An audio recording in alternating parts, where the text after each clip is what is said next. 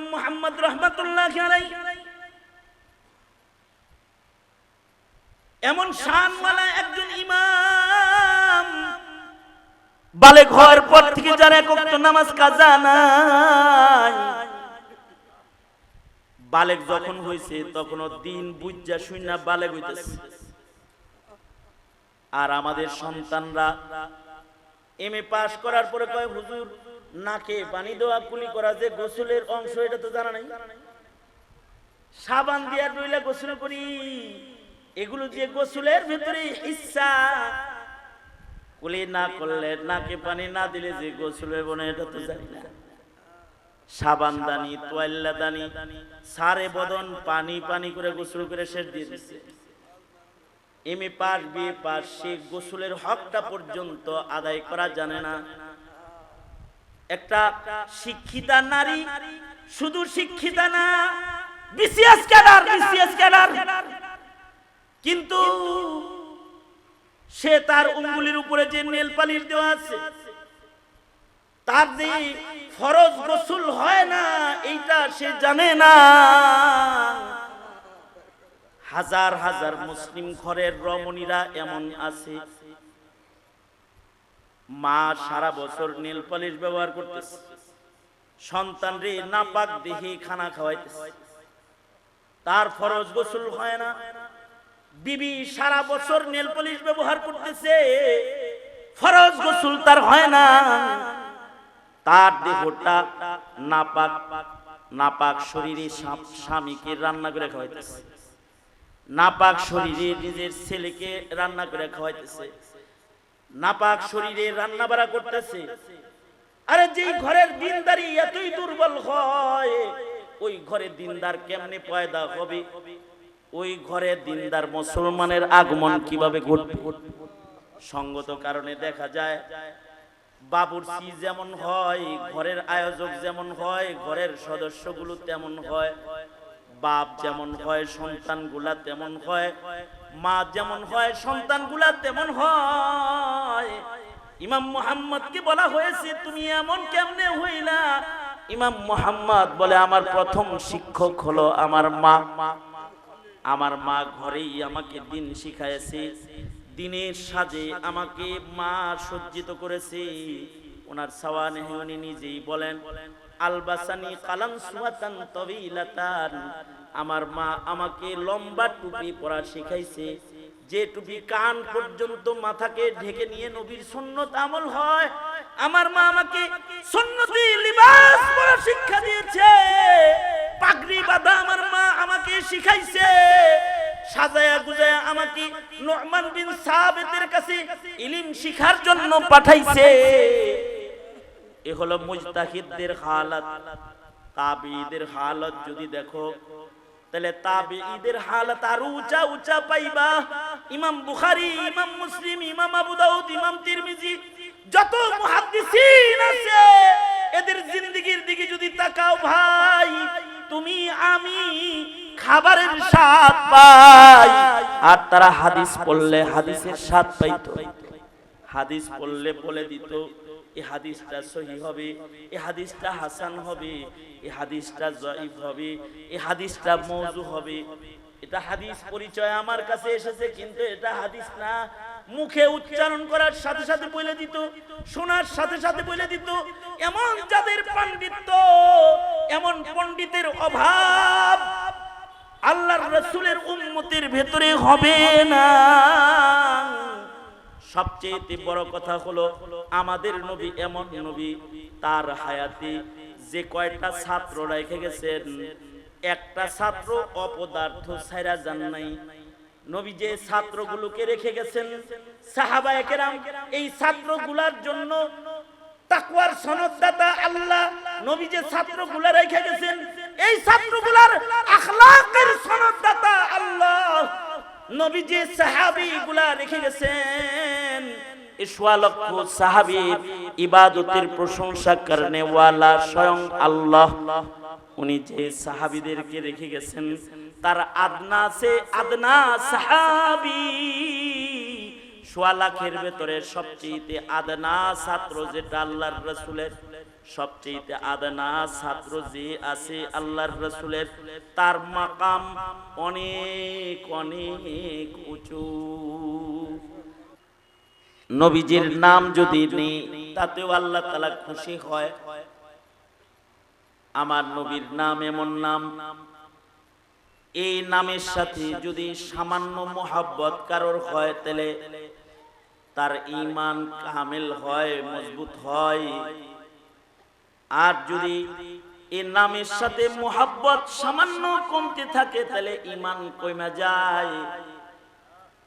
একটা মাত্র নাম মুহাম্মাদুর রাসূলুল্লাহ সাল্লাল্লাহু আলাইহি ওয়াসাল্লাম নাম, এই নামের পরে কিয়ামত পর্যন্ত যদি কেউ জান দেয় তাহলে সে জান্নাতি হয়ে যায়। আর এই নামের সাথে যদি বুগজ, আদাওয়াত, নফরাত কারোর হৃদয়ের ভেতরে জায়গা পায় তাহলে সে দুজকে পড়ার উপযুক্ত হয়ে যায়। সালাম সুপর कि जिस पर जा फिदा करना सआदत है, सलाम उस पर कि जिससे बुग़्ज़ नफरमानी शकावत है। নবী আলাইহিস সালাতু ওয়াস সালামের নামের সাথে একটা প্রেম, একটা ভালোবাসা। সাধারণ নবী যেমন নবী আমার নবী ওই রকম নবী না। এটা মিল্লাতের প্রতিটি মুমিনের ভেতরে এই আকীদত শক্ত করে বসাইতে হবে যে আমার নবী সাইয়্যিদুল মুরসালিন, আমার নবী খাতামুন নবিয়্যিন, আমার নবী ইমামুল মুরসালিন। এই বিশ্বাসগুলো দিলের ভেতরে শক্ত করে যতক্ষণ পর্যন্ত মুসলমানের হৃদয়ে না বসানো যাবে ততক্ষণ পর্যন্ত এই মুসলিম সদস্যকে নবী প্রেমিক বানানো সম্ভব হবে না। সর্বোচ্চ শান যে আমার নবী, এই তারবিয়াত প্রতিটি মুসলমান সদস্যকে দিয়ে দিতে হবে।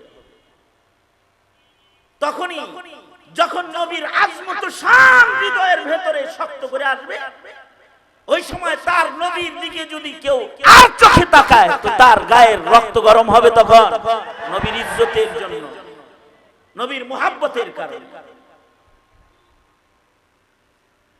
আমাদের নবী আলাইহিস সালাতু ওয়াস সালামের নবুয়তের স্তর কোন জায়গায়? যেমন নবীদের নবুয়তের প্রায় 125টা স্তর আছে, 125 স্তর আছে পয়গম্বরদের। মুসলিম শরীফের রিওয়ায়াত আছে ময়দানে মাহশারে এমন কিছু নবী আল্লাহর আদালতে দাঁড়াবে যাদের উম্মত 5 জন হবে, 4 জন হবে, 3 জন হবে, 2 জন হবে, অথবা 11 জন হবে, অথবা 17 জন হবে, অথবা 19 জন উম্মত নিয়ে নবী আল্লাহর আদালতে দাঁড়াবে। এই নবী আর মুহাম্মাদুর রাসূলুল্লাহ সাল্লাল্লাহু আলাইহি ওয়াসাল্লাম নবী এক সমান না। আবার এমন নবী ময়দানে মাহশারে আল্লাহর আদালতে দাঁড়াবে যার একটা উম্মত নাই, একজন উম্মত তার নাই, কিন্তু তিনি নবী, আল্লাহর আদালতে দাঁড়াবে। এখন যেই নবীর একজন উম্মত নাই, নবী হিসাবে তার মর্যাদা কি কম? যার একজন উম্মত নাই তিনিও নবুয়তের হক আদায় করেছেন জমিনে, কিন্তু স্তরের দিক দিয়ে তার উম্মত নাই, এটা আল্লাহর ফয়সালা। কিন্তু নবী হিসাবে উনি হক আদায় করেছেন, নবুয়তের দাওয়াতের হক আদায় করেছেন।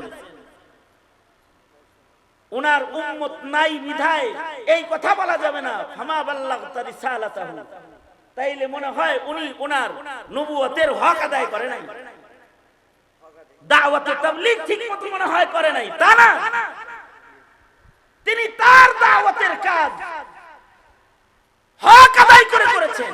নবী হিসেবে যে দায়িত্ব তার ছিল হক আদায় করে দায়িত্ব পালন করেছেন, কিন্তু উম্মত একজন নাই। এই কারণে নবীদের কেউ যদি সমালোচনা করে তাহলে সে বেঈমান হয়ে যায়, গোমরা হয়ে যায়। নবীদের সমালোচনাকারী যারা, এরা ভ্রান্ত।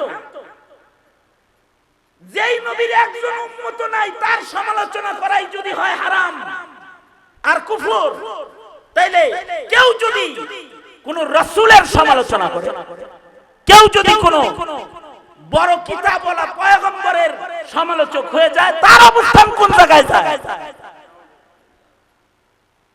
আমাদের মুসলমানদের দলের ভেতরে এমনও তো আছে যারা পয়গম্বরদের সমালোচক, কিন্তু যেই নবীর একজন উম্মত নাই, নবীর নবুয়তের উপরে ঈমান প্রতিটা মুসলমানের কেমন হবে যে এই নবী যার কোনো উম্মত নাই, তিনিও নবুয়ত ও রিসালাতের হক আদায় করেছেন। আল্লাহু আকবার বলেন, আল্লাহু আকবার বলেন। উনি হক আদায় করেছেন। কিন্তু আমাদের নবী আলাইহিস সালাতু ওয়াস সালাম তিনি ওই 17 জন 18 জন অথবা 5000 উম্মত ওয়ালা নবী না, অথবা উম্মত সারা নবীর মতো নবী না। আমাদের নবী বিশ্ব নবী মুহাম্মাদুর রাসূলুল্লাহ সাল্লাল্লাহু আলাইহি ওয়াসাল্লাম এমন নবী যে নবী ময়দানে মাহশরে উম্মত নিয়ে ফখর করবেন, যার উম্মত ময়দানে মাহশরে সবচেয়ে বেশি হবে, তিনি হলেন মুহাম্মাদুর রাসূলুল্লাহ সাল্লাল্লাহু আলাইহি ওয়াসাল্লাম।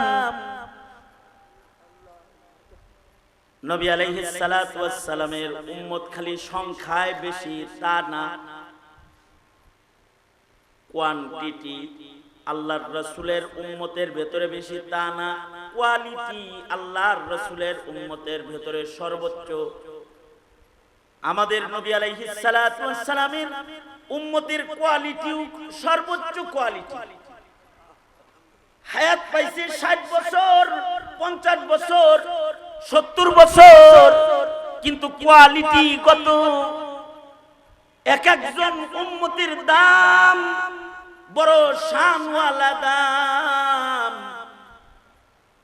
যেমন আমাদের নবীর উম্মতের ভেতরে সাধারণ উম্মত খালি থাকবে তা না, ওলি উম্মত থাকবে, সাইর ফিল্লাহ, আল্লাহর সাথে গভীর তাআল্লুক ওয়ালা উম্মতের অভাব নাই, আল্লাহ ওয়ালা উম্মতের অভাব নাই।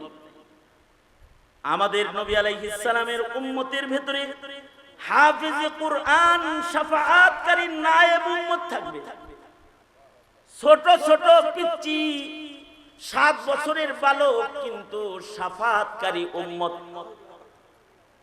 যেমন হাফেজ তাকরিম ছোট কিন্তু শাফাআতকারী। এরকম যত আপনার আমার এলাকায় যত হাফেজে কুরআন ছোট ছোট আছে, এগুলো সব নায়েবে নবী উম্মত। এরা বালেগ হয় নাই, হাফেজে কুরআন, কিন্তু এরাও শাফাআতের উপযুক্ত উম্মত। নবীরা যেমন শাফাআত করবে, এই নায়েব হাফিজুল কুরআনও ওইরকম শাফাআত করবে। নিশ্চিত 10 জন জাহান্নামী, যাদের জাহান্নাম অবধারিত হয়ে গেছে, এমন কনফার্ম 10 জন জাহান্নামী মানুষকেও এক একজন হাফিজুল কুরআন শাফাআত করে করে আল্লাহর জান্নাতের মেহমান বানায় দিবেন। এমন অধিকার ওয়ালা উম্মত কোটি কোটি কোটি কোটি আল্লাহর আদালতে দাঁড়ায় যাবে, আলেমে দ্বীন দাঁড়াবে, সালেহীন ওলি বুজুর্গ দাঁড়াবে, বিনা হিসাব জান্নাতি যারা, শুহাদা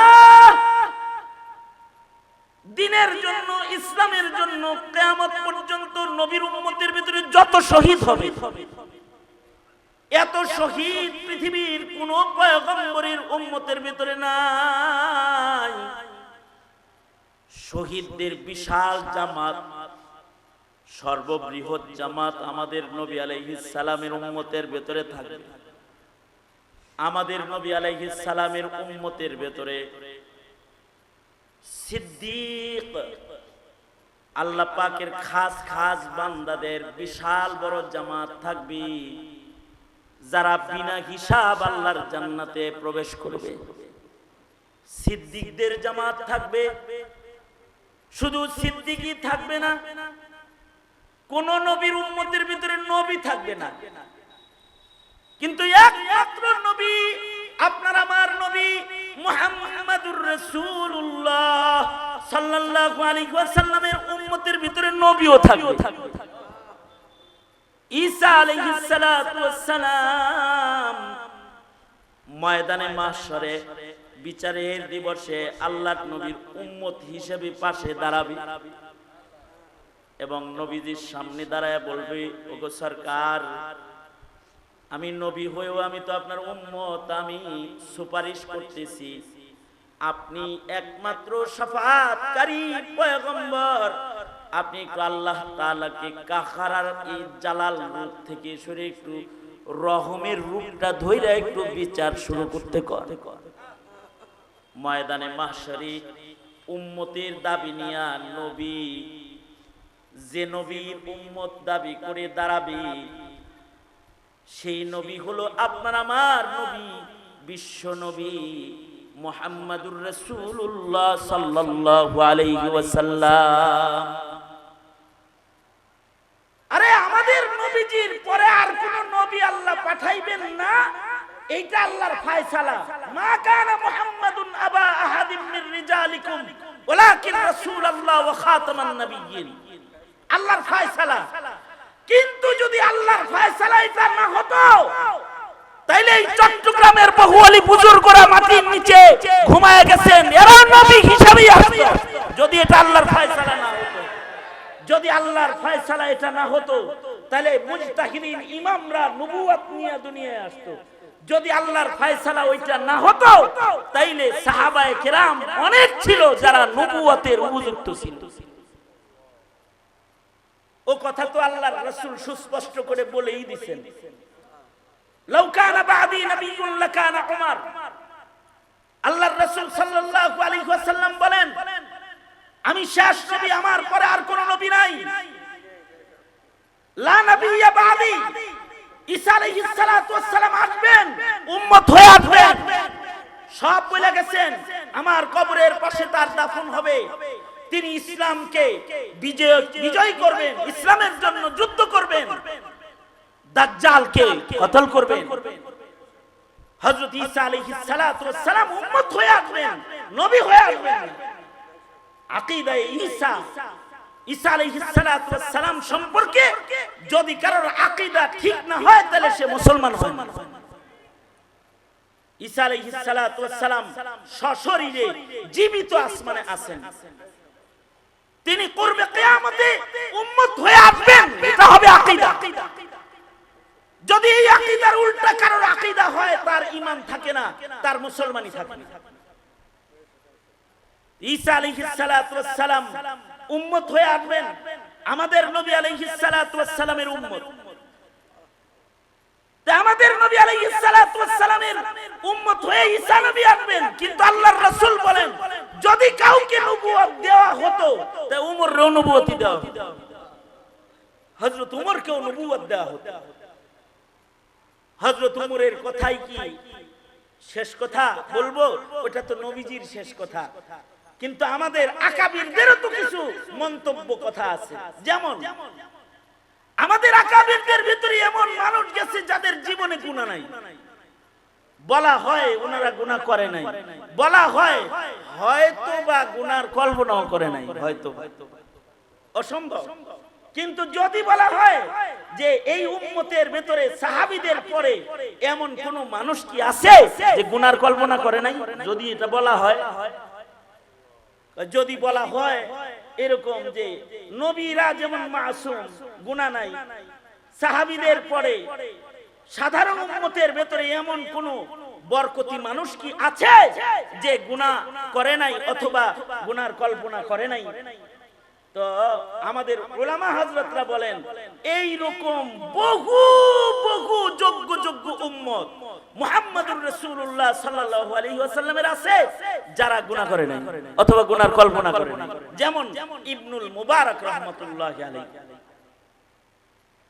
আব্দুল্লাহ ইবনুল মুবারক রাহমাতুল্লাহি আলাইহি, ইমামে আজম আবু হানিফা রাহমাতুল্লাহ আলাইহির ছাত্রদের মধ্যে অন্যতম আব্দুল্লাহ ইবনুল মুবারক রাহমাতুল্লাহি আলাইহি সম্পর্কে বলা হয় জামানার শ্রেষ্ঠ মুহাদ্দিস ছিলেন, জামানার শ্রেষ্ঠ একজন লজ্জতওয়ালা আবিদ ছিলেন। এশার নামাজ পড়ে বাড়ির ছাদের উপরে নামাজে দাঁড়ায় যেতেন, ফজর পর্যন্ত তাহাজ্জুদ পড়তে থাকতেন।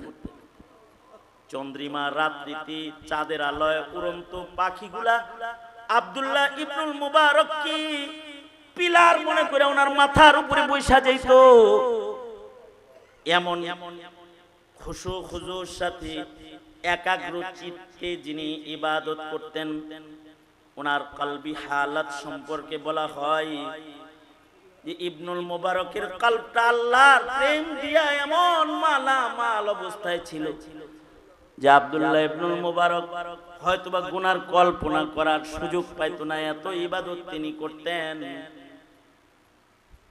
যদি আল্লাহ তাআলা আমাদের নবীকে শেষ নবীর ফয়সালা না বানাতেন, তাহলে বহু যোগ্য মানুষ এই উম্মতের ভেতরে যুগে যুগে অতিক্রম করেছে, যারা নায়েবে নবীর হক আদায় করে নবুয়তের জিম্মাদারি আর লজ্জত হাসিল করে ইবাদত করে আবেদে খাস হইয়া তারা কবরে গেছে, আবেদে খাস হইয়া কবরে গেছে।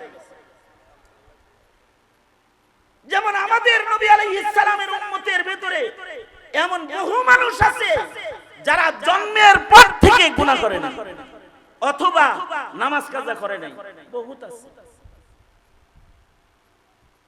যেমন ইমামে মুহাম্মদ রাহমাতুল্লাহি আলাইহি, ইমামে আজম আবু হানিফা রাহমাতুল্লাহি আলাইহির খাস ছাত্র ইমামে আজম আবু হানিফা রাহমাতুল্লাহি আলাইহি, উনি ফিকহের জগতে এক এমন জ্যোতিষ্ক যে উনার সামনে দুনিয়ার সব মুজতাহিদরা বাচ্চা বাচ্চা।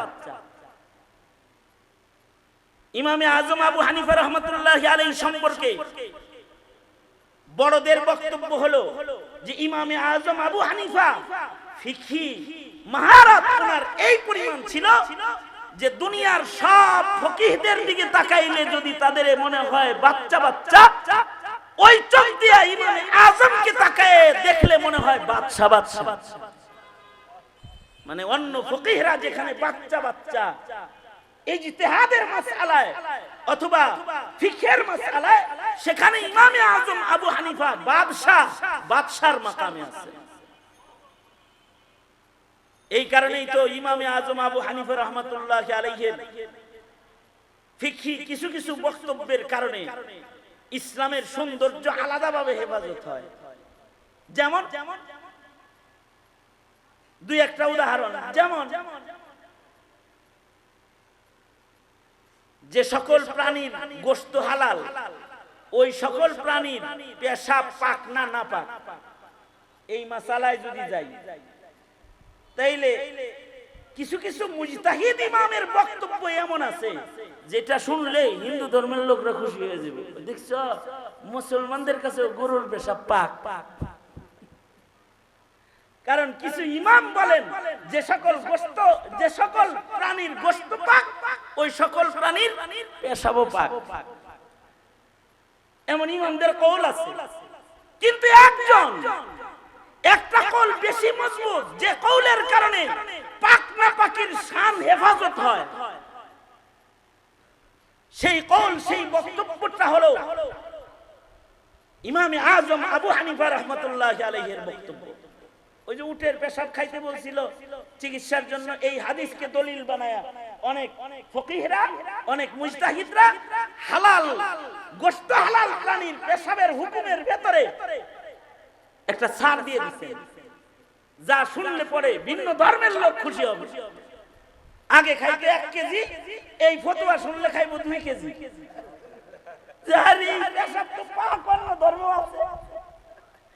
কিন্তু ইমামে আজম আবু হানিফা রাহমাতুল্লাহি আলাইহির ফিকহি শান আলাদা, তিনি পেশাবকে পেশাবের জায়গায় রাখছেন। পেশাব তো পেশাবই, এটা পাক হইতে পারে না। ওনার একার মজবুত বক্তব্যের উপরে সারা দুনিয়ার সব ফকিহরা নাপাককে নাপাক হিসেবে পরিচয় করে, শুধু একজন ইমামের কারণে, ইমামে আজম আবু হানিফা রাহমাতুল্লাহ আলাইহি। এই রকম ইমামে আজম আবু হানিফা রাহমাতুল্লাহ আলাইহির অসংখ্য অসংখ্য ফিকহি গভীর ইজতিহাদ আছে যা ইসলামের শানকে উঁচু করে ধরে। এই কারণে আজব এক হালাত পৃথিবীতে বলা হয় পয়গম্বর আসছে ১৬ লাখ, তাহলে ১৬ লাখ পয়গম্বরের কাছে ১৬ লাখ সহিফার হিস্সা আসছে, কিতাব আসছে। বলা হয় নবী আলাইহিস সালাতু ওয়াস সালামের একা উম্মতি আছে ১৬ লাখ, সাহাবী আছে ১৬ লাখ। যেখানে সারা দুনিয়ায় নবী ১৬ লাখ, সেখানে একা মুহাম্মদুর রাসূলুল্লাহ সাল্লাল্লাহু আলাইহি ওয়াসাল্লামের সাহাবী ১৬ লাখ। এবং এই এক একজন সাহাবী কেমন, আল্লাহর রাসূল বলেন বিআইহিম ইক্তাদাইতুম ইহতাদাইতুম, এদের এক একজন সারা দুনিয়ার জন্য রাহনুমা। নবী আলাইহিস সালাতু ওয়াস সালামের ১৬ লাখ সাহাবী সবচেয়ে নিচু দরজার সাহাবী যিনি অল্প সোহবত উঠাইছে নবীজি, তাকেও যদি সারা দুনিয়ার মানুষের ইমাম ও কায়েদ বানানো হয় ঈমান আর আমলে, আর সারা দুনিয়া যদি ওই সাহাবীকে অনুসরণ করে, তাইলে বিআইহিম ইক্তাদাইতুম ইহতাদাইতুম, এই সাহাবীর পিছে পিছে সারা দুনিয়া আল্লাহর জান্নাতে প্রবেশ করবে। এই রকম সাহাবীর সংখ্যা নবীজির ১৬ লাখ। ওইদিকে নবী ১৬ লাখ, এদিকে এক নবীর সাহাবী আছে ১৬ লাখ। বিআইহিম ইক্তাদাইতুম ইহতাদাইতুম রাদিয়াল্লাহু আনহুম ওয়া রাযু আনহুর সিলওয়ালা সব। আর মুজতাহিদিনরা বলেন যে ইমামে আজম আবু হানিফার যোগ্য ছাত্র সংখ্যা ১৬ লাখ। একমাত্র মাযহাব যেই মাযহাবের ফিকহি বড় বড় কিতাবের সংখ্যা ১৬ লাখ। হানাফি মাযহাবের চাইতে বেশি কিতাবওয়ালা মাযহাব দুনিয়ার বুকে আরেকটাও নাই। এত কিতাব হানাফি মাযহাবে। ১৬ লাখ বড় বড় শানওয়ালা ছাত্র ইমামে আজম আবু হানিফা রাহমাতুল্লাহ আলাইহি ছিল। তার ভেতরে বড় বড় ইমাম যারা ছিল, বিশেষভাবে ইমামে আবু ইউসুফ রাহমাতুল্লাহি আলাইহি, ইমাম মুহাম্মদ রাহমাতুল্লাহি আলাইহি, ইমাম জুফর রাহমাতুল্লাহি আলাইহি, এরা বড় বড় ফিকহি মুজতাহিদ, আলাদা আলাদা ওনাদের কথার উপরে মুক্তাবিহি কওল আছে। ইমাম মুহাম্মদ রাহমাতুল্লাহি আলাইহি উনি আল্লাহর রাসূল সাল্লাল্লাহু আলাইহি ওয়াসাল্লামের উম্মতের এমন এক যোগ্য মানুষ। নবীজি যেরকম নিজের ছাত্র সম্পর্কে বলছে যে আমার পরে নবী হইলে উমরকে আল্লাহ তাআলা নবী বানাইতো, ইমাম মুহাম্মদ সম্পর্কে ইমাম মুহাম্মদের উস্তাদরা বলছে সিয়ারে সগীর সিয়ারে কবির পড়ার পরে যে আল্লাহ যদি কোরআনের ভাষার বাইরে অন্য কোন ভাষায় কিয়ামতের আগে কোন কিতাব নাজিল করত, তাহলে সিয়ারে সগীর আর সিয়ারে কবিরের ভাষায় আল্লাহ আসমানের কিতাব পাঠাইতো। এই উম্মতের একজন আলেমের শান কত, তাইলে একজন মুজতাহিদের শান কত। ইমাম মুহাম্মদ রাহমাতুল্লাহি আলাইহিকে ইমামে আজম আবু হানিফার দরসে নিয়ে আসা হয়েছে, বাচ্চা মানুষ ওনাকে নিয়ে আসছে। ইমামে আজম আবু হানিফা রাহমাতুল্লাহ আলাইহির ছাত্র বানানোর জন্য নিয়ে আইছে। তো ইমামে আজম আবু হানিফা রাহমাতুল্লাহি আলাইহি ইমাম মুহাম্মদকে দেখাই একটা ধাতানি মারছেন। ধাতানি দিয়ে কয়, এই তুমি আমার ক্লাসে বসতেছো, আল হাফিজতাল কোরআন, কোরআন মুখস্থ করছো? উনি কয় না, আমি তো কোরআন মুখস্থ করিনি। এমনিতে উনি সরকারি কর্নেলের ছেলে ছিলেন, ওনার আব্বা ছিল সেনাবাহিনী প্রধান ইমাম মুহাম্মদ রাহমাতুল্লাহ আলাইহি। উনি বললেন যে না, কোরআন মুখস্থ করি নাই। ইমামে আজম আবু হানিফা রাহমাতুল্লাহ আলাইহি বলেন মুজতাহিদরা ইজতিহাদ করতে গিয়ে এক নাম্বার দলিল পেশ করে কোরআনের আয়াত, আর তুমি কোরআন শরীফই জানো না, যাও কি পড়বা আমার কাছে, যাও বাইর করে দিছে। ইমামে মুহাম্মদ রাহমাতুল্লাহি আলাইহি 6 দিন বাড়িতে থাইকা 7ম দিনের মাথায় আবার গেছেন, যা বলে উস্তাদ জি হাফিজতুল কোরআন, আমি কোরআন মুখস্থ করে আসছি। সুবহানাল্লাহ, আর আস্তে করে কোন সুবহানাল্লাহ। কয় দিনে মুখস্থ করছে? হ্যাঁ 6 দিন মতান্তরে 7 দিন, 7 দিনে টোটাল কোরআন মুখস্থ করে আইসা বলে উস্তাদ জি কোরআন মুখস্থ করে আসছি। খতম শুদ্ধ শুনে আসছি মারে, মায়ের কাছে খতম শুনে আসছি। ইমামে আজম আবু হানিফা রাহমাতুল্লাহ আলাইহি বললেন ঠিক আছে বসে যাও, বসে যাও। তো বসে গেছে, ক্লাসে বসে গেছে। ক্লাসে বসেই প্রশ্ন করে কি জানেন? 1 নাম্বার প্রশ্ন ইমামে আজম আবু হানিফার কাছে ইমাম মুহাম্মাদের 1 নাম্বার প্রশ্ন। এই প্রশ্নটার থেকে আপনারা একটা জিনিস খেয়াল করবেন, সেটা হলো ওই যুগে কর্নেলের ঘরে দিন কি পরিমাণ ছিল। একটা কর্নেলের ঘরে, সেনাবাহিনী প্রধানের ঘরে দ্বীনি শিক্ষা কি পরিমাণ ছিল, এটার একটা আন্দাজ করবেন। আর এই যুগে মাদ্রাসার পড়শির দ্বীনি জ্ঞান কত দুর্বল, এটা একটু আন্দাজ করবেন। ইমামে মুহাম্মদ রাহমাতুল্লাহি আলাইহি ইমামে আজম আবু হানিফা রাহমাতুল্লাহি আলাইহির কাছে প্রথম প্রশ্ন করতেছে, 1 নাম্বার প্রশ্ন। এটা প্রশ্ন হলো হযরত, ক্লাসে তো বসলাম একটা জিনিস জানি না লই, সেটা হলো যদি কোন বাচ্চা যদি এশার নামাজ পড়ে, বাচ্চা যদি এশার নামাজ পড়ে আর রাত 12টা-1টার সময় যদি তার ইহতিলাম হয়, স্বপ্নদোষ হয়, তাইলে এই বাচ্চাটা বালেগ হইল কয়টার সময়? রাত 12টার সময় বালেগ হইল। এশার নামাজ কিন্তু বাচ্চাটা জামাতের সাথে পড়ছে মসজিদে, বালেগ হইছে রাত 12টা-1টার সময়। ও ইমাম সাহেব, এখন এই বাচ্চা কি গোসল কইরা ফজরের নামাজ পড়বে নাকি এশার নামাজ পড়বে? জিগাইতেছে। আমাদের ছেলেরা জুমার নামাজ পড়বে নাকি ঈদের নামাজ পড়বে? জিগাই। রাগ হওয়ার কিছু নাই, এইগুলো আমাদের ইমানি জায়গা। আর ইমাম মুহাম্মদের ইমানি জায়গা কোন জায়গাটা?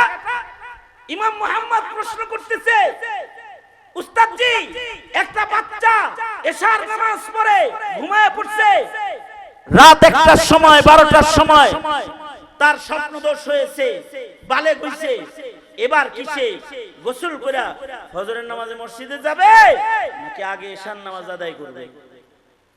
ইমামে আজম আবু হানিফা রাহমাতুল্লাহি আলাইহি বললেন যে বাচ্চাটা আগে যে এশার নামাজ পড়ছে ওটা নফল নামাজ পড়ছে। শুই না বলে আলহামদুলিল্লাহ, বাচ্চাটা এরকমই আমল করছে, বাচ্চাটা এরকমই আমল করছে। তার মানে মুজতাহিদ মুফতি যে ফতোয়া দিতেছে, যার ঘরে আলেম নাই, কর্নেলের ঘর, তার ঘরের বাচ্চা ওই ফতোয়ার উপরে আমল করে তারপরে ইলম শিখার জন্য আসছে। আর তোমার আমার সন্তানের দশা কি?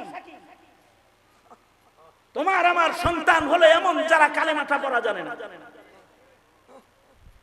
মুসলমানের ঘরে জন্ম, কিন্তু বিশুদ্ধ করে তারা দরুদ শরীফ পড়া জানে না, সূরাতুল ফাতিহা শুদ্ধ করে পড়তে পারে না। 10টা ছোট ছোট সূরা যার দ্বারা তার নামাজ সংরক্ষণ হবে এটা সে জানে না। এই হলো আপনার আমার মুসলিম সন্তানের হালত। তার মানে হলো ইমাম মুহাম্মদ রাহমাতুল্লাহি আলাইহি এমন শানওয়ালা একজন ইমাম, বালেগ হওয়ার পর থেকে যার এক ওয়াক্ত নামাজ কাজা নাই, বালেগ যখন হইছে তখন দিন বুঝা শুইনা বালেগ হইতেছে। আর আমাদের সন্তানরা এমএ পাস করার পরে কয় হুজুর নাকে পানি দেওয়া কুলি করা যে গোসলের অংশ, এটা তো জানা নাই। সাবান দিয়া ডইলা গোসল করি, এগুলো যে গোসলের ভিতরে ইচ্ছা, কুলি না করলে নাকে পানি না দিলে যে গোসল হবে না এটা তো জানি না। সাবান দানি, তোয়াল্লা দানি, সারে বদন পানি পানি করে গোসল করে শেষ দিয়ে দিচ্ছে। এমএ পাস বিএ পাস, সে গোসলের হকটা পর্যন্ত আদায় করা জানে না। একটা শিক্ষিতা নারী, শুধু শিক্ষিতা না, বিসিএস ক্যাডার, কিন্তু সে তার আঙ্গুলের উপরে যে নেল পালিশ দেওয়া আছে, তার যে ফরজ গোসল হয় না এইটা সে জানে না। হাজার হাজার মুসলিম ঘরের রমণীরা এমন আছে, মা সারা বছর নেল পালিশ ব্যবহার করতেছে, সন্তানরে নাপাক দেখে খানা খাওয়াইতেছে, তার ফরজ গোসল হয় না। বিবি সারা বছর নেল পালিশ ব্যবহার করতেছে, ফরজ গোসল তার হয় না, তার দেহটা নাপাক শরীরে স্বামীকে রান্না করে খাওয়াইতেছে, নাপাক শরীরে নিজের ছেলেকে রান্না করে খাওয়াইতেছে, নাপাক শরীরে রান্না বাড়া করতেছে। আরে যেই ঘরের দিনদারি এতই দুর্বল হয়, ওই ঘরে দিনদার কেমনে পয়দা হবে? ওই ঘরে দিনদার মুসলমানের আগমন কিভাবে ঘটবে? সঙ্গত কারণে দেখা যায় বাবুর্চি যেমন হয়, ঘরের আয়োজক যেমন হয়, ঘরের সদস্যগুলো তেমন হয়, বাপ যেমন হয় সন্তানগুলা তেমন হয়, মা যেমন হয় সন্তানগুলা তেমন হয়। ইমাম মুহাম্মদকে বলা হয়েছে তুমি এমন কেমনে হইলা? ইমাম মুহাম্মদ বলে আমার প্রথম শিক্ষক হলো আমার মা। আমার মা ঘরেই আমাকে দিন শিখাইছে, দিনের সাজে আমাকে মা সজ্জিত করেছে। ওনার সাওয়ানে উনি নিজেই বলেন আলবাসানি কালাম সুয়াতান তাবিলাতান, আমার মা আমাকে লম্বা টুপি পরা শিখাইছে, যে টুপি কান পর্যন্ত মাথাকে ঢেকে নিয়ে নবীর সুন্নত আমল হয়। আমার মা আমাকে সুন্নতি লিবাস পরা শিক্ষা দিয়েছে, পাগড়ি বাঁধা আমার মা আমাকে শিখাইছে, সাজায়া গুজায়া আমাকে নু'মান বিন সাবিতের কাছে ইলম শিখার জন্য পাঠাইছে। এ হলো মুজতাহিদদের হালত। তাবিঈদের হালত যদি দেখো তাহলে তাবিঈদের হালত আরো উঁচা উঁচা পাইবা। ইমাম বুখারী, ইমাম মুসলিম, ইমাম আবু দাউদ, ইমাম তিরমিজি, যত মুহাদ্দিসিন আছে এদের জিন্দেগির দিকে যদি তাকাও ভাই, তুমি আমি খাবারের স্বাদ পাই, আর তারা হাদিস পড়লে হাদিসের স্বাদ পাইতো। হাদিস পড়লে বলে দিত এই হাদিসটা সহিহ হবে, এই হাদিসটা হাসান হবে, এই হাদিসটা জয়ীফ হবে, এই হাদিসটা মওযু হবে। এটা হাদিস পরিচয় আমার কাছে এসেছে, কিন্তু এটা হাদিস না। মুখে উচ্চারণ করার সাথে সাথে বলে দিত, শোনার সাথে সাথে বলে দিত। এমন যাদের পাণ্ডিত্য, এমন পণ্ডিতের অভাব আল্লাহর রাসূলের উম্মতের ভেতরে হবে না। সবচেয়ে বড় কথা হলো আমাদের নবী এমন নবী, তার হায়াতে যে কয়টা ছাত্র রেখে গেছেন, একটা ছাত্র অপদার্থ ছাইরা যান নাই। নবী যে ছাত্রগুলোকে রেখে গেছেন সাহাবায়ে কেরাম, এই ছাত্রগুলোর জন্য তাকওয়ার সনদদাতা আল্লাহ। নবী যে ছাত্রগুলো রেখে গেছেন এই ছাত্রগুলোর আখলাকের সনদদাতা আল্লাহ। নবী যে সাহাবীগুলা রেখে গেছেন, এই ১৬ লক্ষ সাহাবীর ইবাদতের প্রশংসা করনে ওয়ালা স্বয়ং আল্লাহ। উনি যে সাহাবীদেরকে রেখে গেছেন তার আদনা সে আদনা সাহাবী ১৬ লাখের ভেতরে সবচেয়ে আদনা ছাত্র যেটা আল্লাহর রাসূলের, সবচেয়ে আদনা ছাত্র যে আছে আল্লাহর রাসূলের, তার মাকাম অনেক অনেক উঁচু। আব্দুল্লাহ ইবনুল মুবারককে জিজ্ঞাসা করা হয়েছিল, ও আব্দুল্লাহ ইবনুল মুবারক, আমিরে মুআবিয়ার দাম বেশি না উমর ইবনে আব্দুল আজিজের দাম বেশি? আমিরে মুআবিয়ার দাম বেশি নাকি ওয়াইসুল কারনির দাম বেশি? জিজ্ঞাসা করা হয়েছে।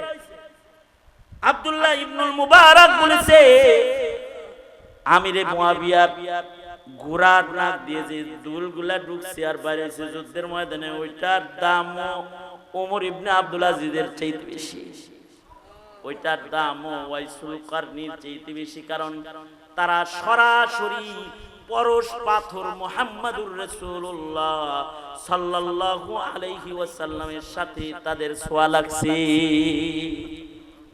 আমাদের নবীর সাথে যে ছোঁয়া লাগছে খালি এরকম ওয়াক্ত নামাজও পড়ে নাই, একটা রোজাও রাখে নাই, বিনা হিসাব তাই না শেষরায় তারে জান্নাতে লয়ে গেছে ফেরেশতারা। আল্লাহর রাসূল সাল্লাল্লাহু আলাইহি ওয়াসাল্লাম এক গজওয়াতে অংশগ্রহণ করেছেন। নবী আলাইহিস সালাতু ওয়াস সালাম যুদ্ধের কাতার করতেছিলেন। এই ভাই, আমার এই কথাটার মাধ্যমে আমি আমার শেষ কথার ইতি টানবো ইনশাআল্লাহ। এই কথাটা শুনেন খেয়াল করে। সেটা হলো আল্লাহর রাসূল যুদ্ধের ময়দানে নিজে সাহাবায়ে কেরামের কাতার ঠিক করতেছেন। তুমি তো কালেমা জন্মসূত্রে পাইছো, আর ওই সময় নবীর কাছে এমন একজন আইছে যে কালেমা জন্মসূত্রে পায় নাই, তালাশ করে লইতেছে। কদর করো মুসলমানের ঘরে তোমার জন্ম, কালেমা ওয়ালা হয়ে তুমি জন্মগ্রহণ করেছো, শুকর আদায় করো এই নিয়ামতের। আল্লাহর রাসূল যুদ্ধের কাতার ঠিক করতেছে। এই সময় একজন নবীজির কাছে আসছে, আয়েশা বলে, ওগো আল্লাহর নবী, আমি তো কাফের, কিন্তু আমি যদি আপনার হাতে হাত দিয়ে এখন খালি কালেমাটা পড়ি আমার লাভ কি বলেন? এটা বলতে আল্লাহর রাসূল সাল্লাল্লাহু আলাইহি ওয়াসাল্লাম তাকে বললেন, এই তুমি এখন কুফরে আছো, দোজখে আছো, তুমি যদি এখন আমার হাতে হাত দিয়ে খালি কালেমাটা উচ্চারণ করো, খালি যদি পড়ো কালেমাটা, সাথে সাথে তুমি জান্নাতি হয়ে যাইবা।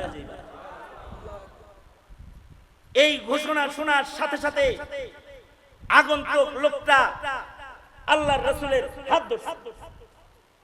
হাত ধরে বলে, আমাকে আগে কালেমা পড়ান। কালেমাটা পড়াই সাহাবীরা যুদ্ধ শুরু হয়ে গেছে। সে তার হাতে যা ছিল তাই নিয়ে যুদ্ধের ময়দানে ঢুকে পড়ছে, এবং এই যুদ্ধেও মুসলমানদের বিজয় হয়েছে। যুদ্ধের পরে যখন শহীদদের লাশগুলো বাছাই করা হইতেছে, একজন এসে বলে, কি আল্লাহর নবী, ওই যে আপনার হাত ধরে কালেমা পড়লো, যে ওর লাশ শহীদদের ভিতরে আছে, শহীদদের ভেতরে ওর লাশ আছে। আল্লাহর রাসূল লাশের দিকে তাকায় বলতেছে, যাহাকা রাব্বুনা আলা রাজুলিন, আল্লাহ তাআলা একটা লোকের দিকে তাকায় নিজে হাসবার লাগছে যে ফেরেশতারা তাকে টাইনা শাসরায় আল্লাহর জান্নাতে ঢুকাইতেছে, তাড়াহুড়া করে জান্নাতে ঢুকাইতেছে। কিন্তু এই সাহাবীর শান হলো, আল্লাহর রাসূল বলে, মা সামা ওয়া মা সাল্লা, এক ওয়াক্ত নামাজও সে পড়ে নাই, একটা সিজদাও সে দেয় নাই, একটা রোজাও জীবনে সে রাখে নাই, কিন্তু ফেরেশতারা তাকে টাইনা শাসরায় আল্লাহর জান্নাতে ঢুকাইতেছে। সুবহানাল্লাহ। এই যে সাহাবীটা, এই সাহাবীর মূল্য দেওয়া সম্ভব হবে না সারা দুনিয়ার ওলি বুজুর্গ এক জায়গায় করলে। কারণ নবীর প্রত্যেকটা সাহাবী সম্পর্কে আল্লাহ পাকের দেয়া সার্টিফিকেট আছে, তাদের আখলাকের, তাদের ইবাদতের, তাদের মুআমালাতের, তাদের রাফে দারাজাতের সনদ আল্লাহ নিজে দান করছেন। আল্লাহ যেমন মুহাম্মাদুর রাসূলুল্লাহ সাল্লাল্লাহু আলাইহি ওয়াসাল্লামকে শ্রেষ্ঠত্বের সনদ দান করেছেন, তার সাহাবীদেরকেও শ্রেষ্ঠত্বের সনদ দান করেছেন। মুহাম্মাদুর রাসূলুল্লাহ, মুহাম্মাদুর রাসূলুল্লাহ ওয়াল্লাযীনা মা'আহু আশিদ্দাউ আলাল কুফফার أشداء على الكفار رحماء بينهم تراهم ركعا سجدا يبتغون فضلا من الله ورضوانا سيماهم في وجوههم أثر السجود ذلك مثلهم في التوراة ومثلهم في الإنجيل كزرع أخرج شطأه فآزره فاستغلظ فاستوى على سوقه يعجب الزراع ليغيظ بهم الكفار وعد الله الذين آمنوا وعد الله আমিলুস সালিহাতি মিনহুম মাগফিরাতাও ওয়া আজরান আযীমা। সাহাবায়ে কেরামের যে শান আল্লাহ তাআলা বর্ণনা করেছেন, শুধু এই আয়াতের ভিতরে যে শানগুলো আছে, রুহামা উবাইনাহুম তারাহুম রুকআন সুজদান ইয়াবতাগুনা ফাদলাম মিনাল্লাহি ওয়া রিদওয়ানা সীমাহুম ফি উজুহিহিম মিন আসারিস সুজুদ। খালি ইবাদত করে তা না, ইবাদতের দাগ তাদের চেহারায় আছে, দেহে আছে, অঙ্গ প্রত্যঙ্গে আছে। তাদের ইবাদতগুলো এমন, ইবাদতের উপমা হলো খেতির সাথে। একটা খেতি যেমন একটা দানা বপন হয়, সেখান থেকে পাতা গজায়, ফুল গজায়। সাহাবীরা হলো এমন, যাদের জীবনে ইবাদতের কোনো বাটা নাই, এটা খালি গজায় গজায়। হায়াত যত বাড়ে ইবাদত তত বাড়ে। তাদের ইবাদত দেখা কাফের মুশরিকরা রাগ হয়। এই যে সিফাতগুলো এমন সাহাবী রঙের সিফাত, কিয়ামত পর্যন্ত কিছু মানুষের ভিতরেও পাওয়া যায়। ওই মানুষগুলা আহলুস সুন্নতি ওয়াল জামাআহ, যাদের ভিতরে নবীর সুন্নত ও সাহাবায়ে কেরামের রং হুবহু পাওয়া যায়। আলহামদুলিল্লাহ, আমাদের আকাবির উলামায়ে দেওবন্দ এমন ইবাদত ওয়ালা যে যত বুড়া হয় তাদের ইবাদত সাহাবীদের মতন খালি বাড়ে। তারা ইবাদত করতে করতে তাদের অঙ্গ প্রত্যঙ্গে ইবাদতের ছাপ, তাদের চেহারার ভেতরে আখলাকের ছাপ, তাদের বদন মুজাসসাম মুহাম্মদুর রাসূলুল্লাহ সাল্লাল্লাহু আলাইহি ওয়াসাল্লামের সুন্নতের নমুনা। তাদের ভেতরে রুহামা ও বাইনাহুম, একে অপরের জন্য জানবাজ। এই কারণে মুসলমান যত বেশি শক্ত ঈমানওয়ালা হয়, একে অপরে হামদর্দি তত বেশি হয়।